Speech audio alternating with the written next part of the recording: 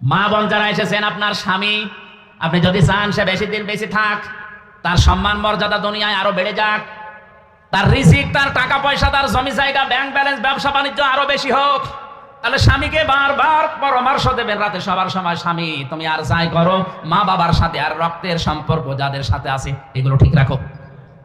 তো অধিকাংশ স্ত্রী আরো এগুলো নষ্ট করে। কথা বলে না কেন? এগুলো যদি নষ্ট করে তাহলে সে কি তার স্বামীর ভালো চায় না অকল্যাণ চায়? ও চাচ্ছে যে আমার স্বামী আরো তাড়াতাড়ি মরে যাক, আমি আর একটা কাজ করবো। ওর সম্মান মর্যাদা দরকার নেই, ওর টাকা পয়সা রিজিক আর দরকার নেই। এটা হাদিস। কোন স্বামীর যদি সম্মান মর্যাদা, তার রিজিক, তার হায়াত বেড়ে যাক, এটা স্ত্রী চায়, সে যেন অবশ্যই অবশ্যই পরামর্শ দেয়, স্বামীকে বলে স্বামী তুমি যাই করো মা বাবার সাথে ভালো আচরণ করো। আশা করছি মা বোনেরা আমাদের দিকে তাকিয়ে হলেও এটা করবে। যদি না করে বুঝবেন আপনার বউ চায় যে আপনি মরেন।